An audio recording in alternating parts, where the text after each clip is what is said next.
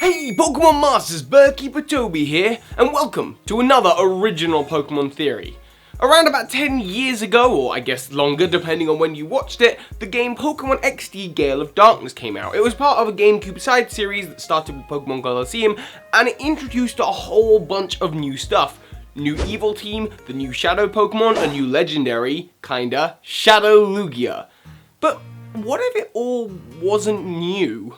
Now, just before I continue, I just want to let you know that this theory is 100% my own original theory. I delved pretty deep into multiple Pokemon canons and the internet, and nowhere was anyone talking about this. This is a level Illuminati Helix conspiracy theory. In fact, just because of how much there is to cover and to tell you, I'm joined today by my good friend and video game expert, Connor the Waffle. Hey, thanks for having me around. Let's get to it.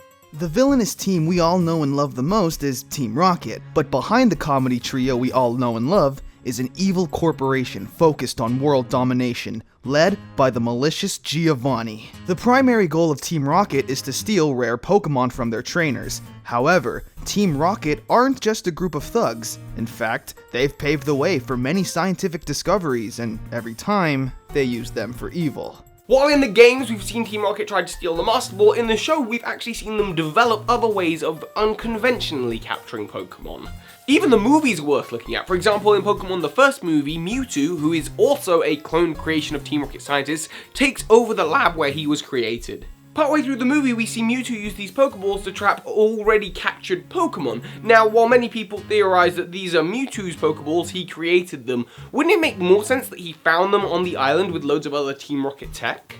In the fourth Pokemon movie, one of their main operatives is field testing these Pokeballs called Dark Balls. They can seemingly capture high-level Pokemon without even battling them, and then they make them more aggressive and therefore stronger. And that's gotta be Team Rocket tech, because in the Johto Journeys there's a two-part episode where Team Rocket are trying to capture a Lugia and its baby. The operation is headed up by the evil Dr. Namba, who is a Team Rocket scientist, and he uses an item on his Electabuzz called the Rage Crown, an item that intensifies the anger and rage of a Pokemon to make it stronger. Does any of this sound familiar? It should. Back to these Gamecube games, there are some eerie similarities between Team Rocket and the main groups in the Ori region. There are two villainous groups in these games. One is the thuggish Team Snag'em, a low-level group of Pokemon thieves who steal trainers' Pokemon. The second is Team Cipher, the main bad guys who created the Snag Machines, a device that the hero of the first game, ex-Team Snag member Wes, uses to steal back the Shadow Pokemon. Exclusive to this miniseries, Cipher has also developed a way to enhance a Pokemon's strength by making them more aggressive and turning them into the evil Shadow Pokemon. And that sounds just like what happened to the Team Rocket Tyranitar in the fourth movie, or Butch and Cassidy's Pokemon when wearing the Rage Crown. So just to recap the theory so far, you've got two evil teams, both with aspirations of world domination, both of which have access to incredible technology like the power to steal already caught Pokemon, and the power to intensify a Pokemon's strength using its rage. Also, even Bulbapedia seems to have picked up on the similarity that both teams are structured in the same way, with their leader being a highly respected member of society, one being a mayor and one being a gym leader. So am I saying that the two evil teams are the same, or at least branches of each other? Well, yes, of course I am, but it could all be coincidence up until this point, and I wouldn't give you an original theory unless I had some solid evidence.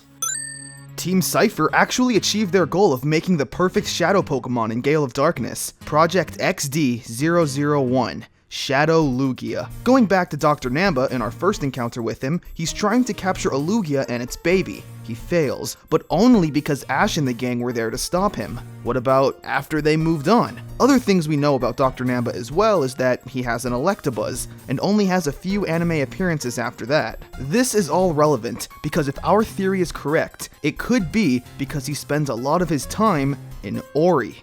Why else would the most loyal Cipher agent have a Shadow Electabuzz? We believe this is likely a gift from Dr. Namba for his loyalty.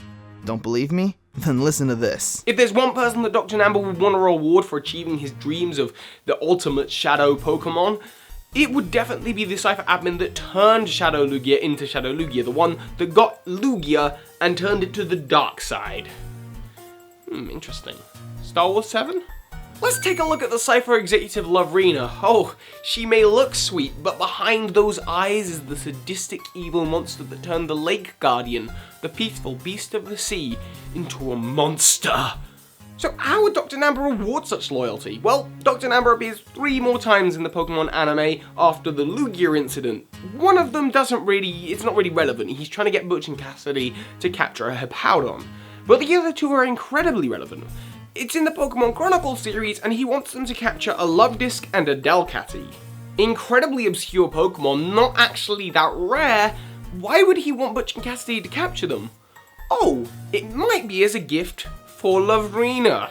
That's right, she spots not only a Luvdisc, but also a Shadow Delcatty on her team. It makes so much sense! It's made even more interesting because in the Luvdisc episode, when the Doctor is telling Butch and Cassidy to steal that Pokemon, he says he wants it to help remove love from the world. And what is a Shadow Pokemon, other than a creature with the door to its heart locked off?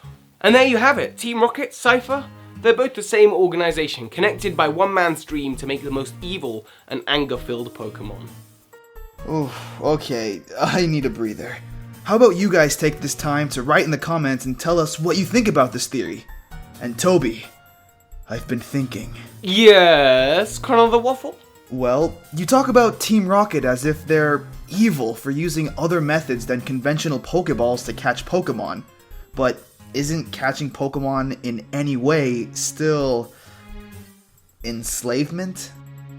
Well, Connor, I can definitely help with that one. You see, the answer is already live and it's on your channel right now.